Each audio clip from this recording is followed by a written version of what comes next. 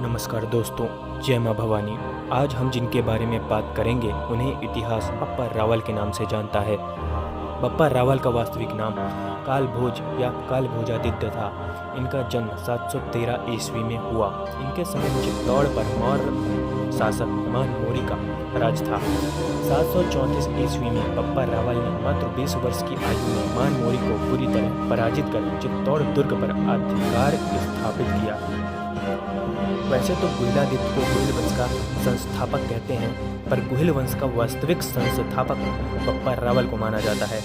बप्पा रावल को हरित ऋषि के द्वारा महादेव के दर्शन भी प्राप्त हुए थे। उदयपुर के उत्तर में कैलाशपुरी में स्थित एक लिंग जी का मंदिर बप्पा रावल ने 734 ईस्वी में बनवाया था। इसी मंदिर के निकट हरित ऋषि का आश्रम स्थित है। बप्पा रावल ने एक लिंग जी के मंदिर के पीछे आदिवराह मंदिर का निर्माण भी करवाया था।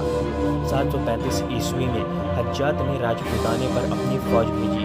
बप्पा रावल ने हज्जात की फौज को हज्जात के मुल्क तक खदेड़ खदेड़ कर मारा था। अक्सर बप्पा रावल के डर से मुगल शासक अपनी बेटियों की शादी बप्पा रावल से करके वैवाहिक समझौता स्थापित करते थे। 738 ईस्वी में अरब आक्रांताओं से युद्ध वर्तमान राजस्थान की सीमा के भीतर हुआ।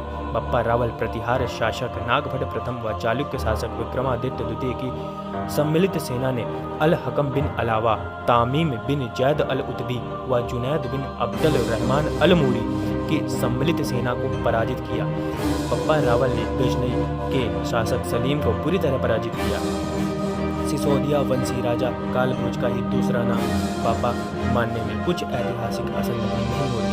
इनके प्रजा संरक्षण, देश रक्षण आदि कामों से प्रभावित होकर संभवतः जनता ने इन्हें बप्पा पदवी से विभूषित किया था। महाराणा कुंभा के समय से रचित एक लिंग महात्म्य में किसी प्राचीन ग्रंथ या प्रशस्ति के आधार पर बप्पा का समय संवत 810 ईस्वी दिया है।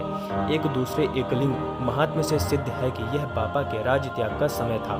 यदि बप्पा का राज्यकाल 30 वर्ष का माना जाए तो वह सन 723 के लगभग गति पर बैठे होंगे। उससे पहले भी उनके वंश के प्रतापी राजा मेवाड़ में हो चुके थे, किंतु बप्पा का व्यक्तित्व उन सबसे बढ़कर था। चित्तौड़ का मजबूत दुर्ग उस समय तक मौर्य वंश के राजाओं के हाथ में था। परंपरा से यह प्रसिद्ध है कि हरित ऋषि की कृपा से बप्पा ने मानमोरी को मारकर इस दुर्ग को हस्तगत किया।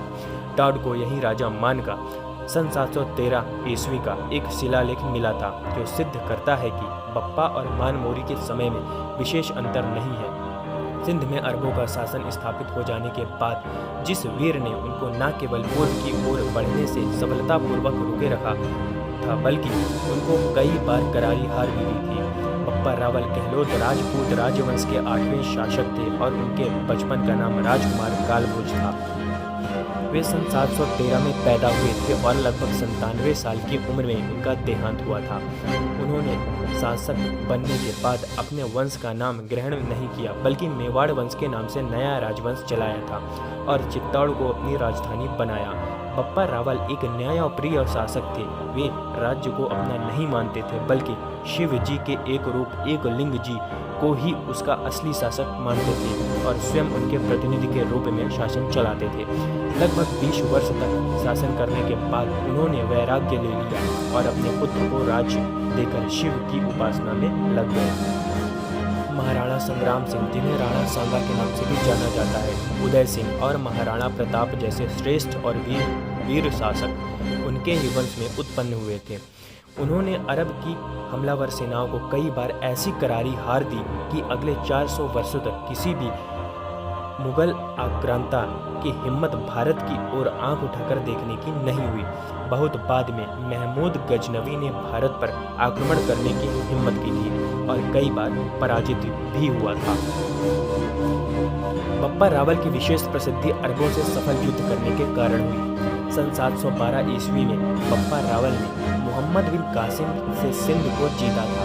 अरबों ने उसके बाद चारों ओर धावे करने शुरू किए। उन्होंने चावड़ों, मौर्यों, सैंधवों, कच्छेलों और गुर्जरों को हराया।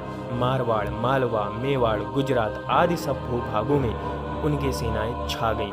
राजस्थान के कुछ महान व्यक्ति, जिनमें से विशेष रूप से प्रतिहार सम्राट नागभट्ट प्रथम ने अरबों को पश्चिमी राजस्थान और मालवा से मार भगाया।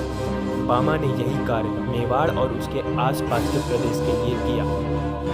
बप्पा रावल ने वह कार्य किया जो मौर्य करने में असमर्थ थे और साथ ही चित्तौड़ पर भी अधिकार कर लिया। गौरी शंकर हीराचंद ओझा ने अजमेर के सोने के सिक्के को बप्पा रावल का माना है। इस सिक्के का तोल 115 ग्राम है। इस सिक्के में सामने की ओर ऊपर के हिस्से में माला के नीचे श्री बोप लेख है और बाईं ओर त्रिशूल है और इसकी दाहिनी तरफ वेदी पर शिवलिंग बना है।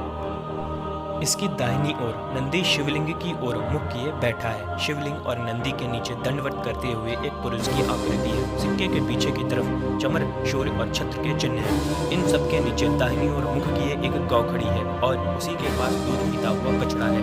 ये सब चिन्ह बप्पा रावल की शिव भक्ति और उनके जीवन की कुछ घटनाओं से संबंधित हैं।